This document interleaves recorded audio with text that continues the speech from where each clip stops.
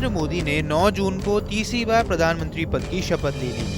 Team Modi में 71 मंत्रियों को जगह मिली है। कामकाज भी शुरू हो चुका है और मंत्रालयों का बंटवारा भी किया जा चुका है। इसी बीच लोकसभा स्पीकर के लिए भी एनडीए के घटक दलों में जोर आजमाइश चल रही है। पहले अटकलें थी कि लोकसभा चुनाव में 16 सीटें जीतने वाली टीडीपी के चीफ चंद्रबाबू नायडू एनडीए सरकार को समर्थन देने के एवज में लोकसभा स्पीकर का पद चाहते हैं, जबकि बीजेपी इसे अपने पास सुरक्षित रखना चाहती है। इसी बीच स्पीकर की रेस में डी पुरंदेश्वरी का नाम सामने आने से कैलकुलेशन काफी बदल चुके हैं। पुरंदेश्वरी को नायडू की काट के तौर पर देखा जा रहा है। आपको बता दें कि डी पुरंदेश्वरी तेलुगु देशम पार्टी के संस्थापक और दिग्गज नेता रहे एनटी रामाराव की बेटी है।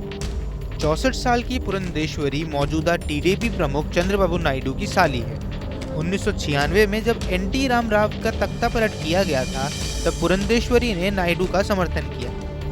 उस वक्त उनके इस रुख की काफी चर्चा भी हुई थी। पुरंदेश्वरी की पढ़ाई लिखाई चेन्नई से ही हुई है। स्कूली पढ़ाई पूरी करने के बाद उन्होंने 1969 में लिटरेचर में बीए किया। 2004 के 14वें लोकसभा चुनाव में उन्होंने फिल्म निर्माता दुग्गवती रामानायडू को हराया था। पहली बार वो बापटला निर्वाचन क्षेत्र से जीतकर संसद पहुंची। इस बार लोकसभा चुनाव में उन्होंने राजमहेंद्रवरम सीट से करीब 2.5 लाख वोटों से जीत हासिल की है और अपने प्रतिद्वंदी वाईएसआर कांग्रेस के जी श्रीनिवास को हराया है। इसके बाद पुरंदेश्वरी को पार्टी में साइडलाइन होने का डर सताने लगा, लिहाजा उन्होंने 2004 में कांग्रेस का हाथ थाम लिया। पुरंदेश्वरी 2009 में केंद्र की मनमोहन सरकार में मानव संसाधन विकास राज्य मंत्री भी रह चुकी।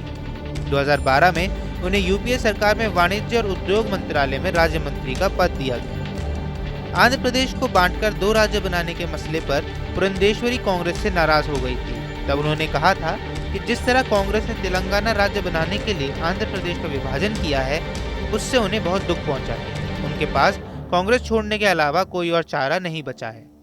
7 मार्च 2014 को उन्होंने कांग्रेस का हाथ छोड़कर बीजेपी ज्वाइन कर ली। मौजूदा समय में वे आंध्र प्रदेश की बीजेपी के अध्यक्ष हैं। डी पुरंदेश्वरी बीजेपी में महिला मोर्चा की प्रभारी भी रह चुकी है। 2020 में बीजेपी ने उन्हें ओडिशा का प्रभारी बनाया था। वे छत्तीसगढ़ की प्रभारी भी रह चुकी है। डी पुरंदेश्वरी को काफी तेज तर्रार नेता माना जाता है। उन्हें साउथ की सुषमा स्वराज भी कहा जाता है। डी पुरंदेश्वरी रिश्ते में चंद्रबाबू नायडू की साली लगती हैं, तो अगर उन्हें स्पीकर बनाया जाता है तो जाहिर तौर पर नायडू पर एक सॉफ्ट प्रेशर बढ़ेगा। वो पुरंदेश्वरी का विरोध नहीं कर पाएंगे। इसके अलावा पुरंदेश्वरी कम्मा समुदाय से ताल्लुक रखती है। चंद्रबाबू नायडू भी कम्मा समुदाय के हैं। आंध्र प्रदेश की राजनीति में यह प्रभावशाली समुदाय है। कम्मा समुदाय को टीडीपी का ट्रेडिशनल वोटर माना जाता है। साफ है कि डी पुरंदेश्वरी के बहाने बीजेपी नायडू की पार्टी टीडीपी के ट्रेडिशनल वोटर्स में सेंध लगाना चाहती है। इस बार लोकसभा स्पीकर पद के लिए कई पार्टियां जोर लगा रही हैं। ओम बिरला भी इस रेस में हैं। लोकसभा स्पीकर का पद इसलिए अहम हो जाता है क्योंकि पिछले कुछ साल में सत्तारूढ़ दलों के भीतर विद्रोह के कई मामले सामने आए हैं। इससे कई पार्टियों में विभाजन भी हो चुका है।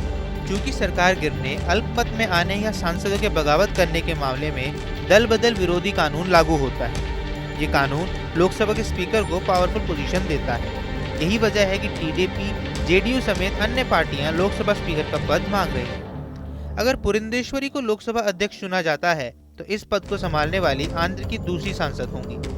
उनसे पहले अमलापुरम की पूर्व सांसद गंती मोहन चंद्र बाल योगी 12वीं लोकसभा अध्यक्ष रह चुकी है। कहा यह भी जाता है कि 1998 में अटल बिहारी वाजपेयी की सरकार को गिराने के पीछे तत्कालीन स्पीकर जेएमसी बाली योगी का हाथ था। उनकी रणनीति की वजह से ही वाजपेयी की सरकार महज 1 वोट से गिर गई थी। आपको हमारा ये वीडियो कैसा लगा, हमें कमेंट बॉक्स पर जरूर बताएं। देश दुनिया की तमाम और यूपी उत्तराखंड की छोटी बड़ी खबरों के लिए न्यूज़ स्टेट चैनल को सब्सक्राइब करना न भूलें।